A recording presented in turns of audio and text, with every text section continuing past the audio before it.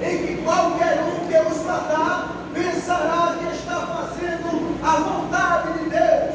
Eles vão fazer essas coisas porque não conhecem nem o Pai nem a mim. Mas digo para que quando essas coisas acontecerem, vocês se lembrem que eu já os tinha avisado. Eu não disse isso antes porque ainda estava com vocês. Mas porque eu disse isso, o coração de vocês ficou cheio de tristeza. Porém agora eu vou para junto daquele que me enviou, e nenhum de vocês me perguntam aonde é que o Senhor vai. E disse Jesus: eu digo a vocês que é melhor para vocês que eu vá, pois se eu não for, o auxiliador não virá. Mas se eu for, eu enviarei a vocês. E quando o auxiliador vier, ele convencerá as pessoas do mundo de que elas têm uma ideia errada a respeito do pecado, do que é santo, do que é justo. Estão erradas a respeito do pecado, daquilo que é certo e do que é errado, porque eu vou para o Pai, e também estão enganadas a respeito do julgamento divino, porque aquele que manda neste mundo, ele já está julgado. Pois eu afirmo a vocês que isto é verdade. Vocês vão chorar e ficar tristes, mas as pessoas desse mundo ficarão alegres. Nós ficaremos tristes, mas esta tristeza virá alegria. Lembre-se, quando a mãe está para dar luz ao filho, ela fica triste porque chegou a sua hora de sofrer. Mas quando a criança nasce, ela fica tão alegre que nem se lembra mais do seu sofrimento. Assim acontece também com vocês. Agora estão tristes, mas eu os verei novamente. Eu os verei novamente. Eu os verei novamente. E vocês ficarão cheios de alegria. E ninguém poderá tirar essa alegria de vocês. Eu digo isso para quê? Por estarem unidos comigo, vocês tenham paz. No mundo vocês vão sofrer, mas tenham coragem. Eu venci o mundo. A igreja, Paulo escrevendo a Timóteo, disse: sofre, pois, comigo as aflições que Jesus falou que teríamos neste mundo. Sofre como um bom soldado de Jesus Cristo. Pois ninguém que milita se compara com Jesus Cristo, porque Ele é o único e autor e salvador da nossa fé. Jesus, Ele veio nos ajudar, pois Ele é o caminho, a verdade e a vida. Aleluia, Senhor. Estamos em tempos de guerra. Estamos em tempos de guerra. Estamos em tempos de guerra. E se você faz parte do exército do comandante Jesus Cristo, esteja pronto dia após dia para lutar contra o fogo. Ser jogado dentro do fogo por amor a Jesus Cristo. Respira fogo até durante o seu sono. Igreja do Senhor, vocês vão se sentir cansados, vão sentir tristes, vão sentir arrependidos, vão sentir medo, mas no final,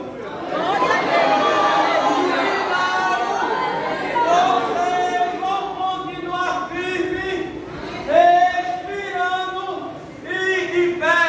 Nestes últimos dias, nós seremos desafiados e testados em níveis que nunca experimentamos antes.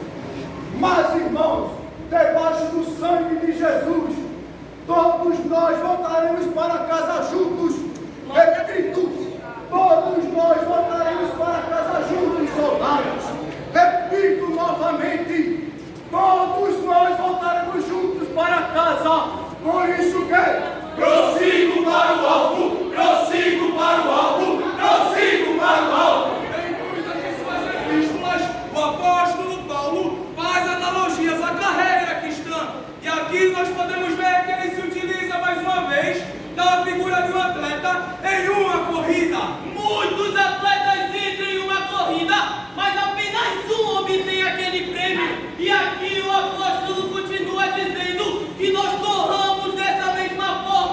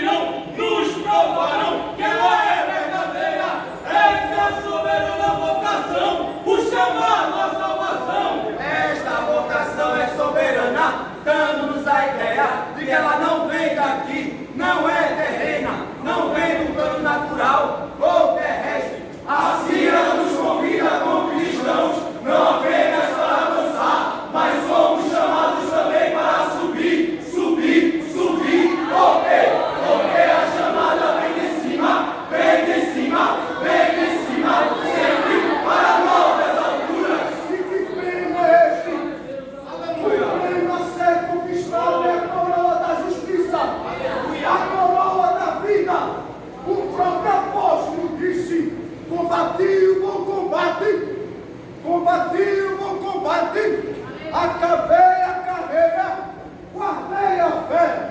Desde agora, a coroa da justiça me está guardada, a qual o Senhor, justo juiz, me dará naquele dia.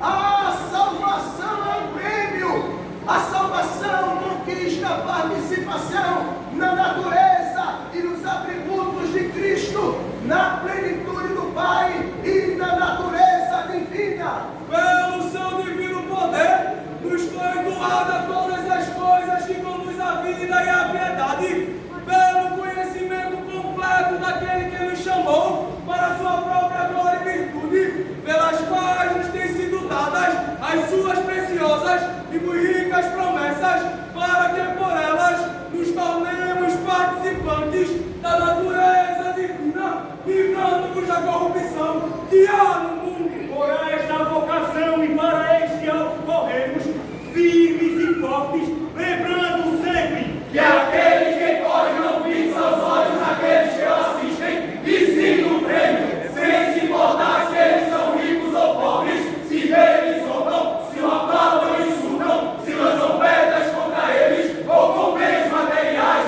e ainda que sejam seus próprios familiares a tentarem parar, ou qualquer outra coisa, o fiel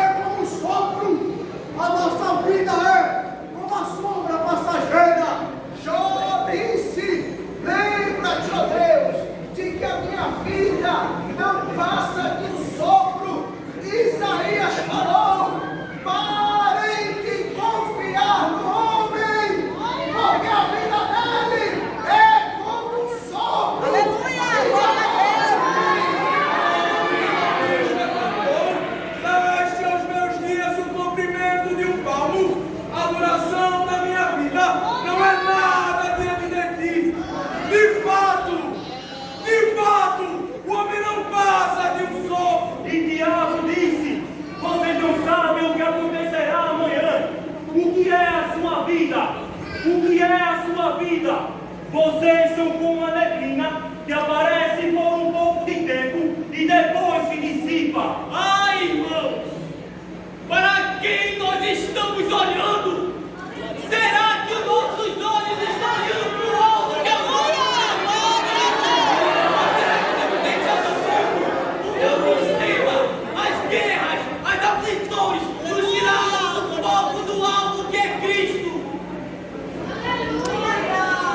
Esta noite, nós te convidamos. Livre-se de todo peso e do pecado que tenta se apegar a nós e corramos em direção ao alvo, olhando firmemente para o autor e consumador da fé, Jesus, o qual, em troca da alegria que lhe estava proposta, suportou a cruz Sem se importar com a vergonha, e agora está sentada à direita do trono de Deus. Portanto, pense naquele que suportou tamanha oposição dos homens, para que nós não nos cansemos, nem desanimemos.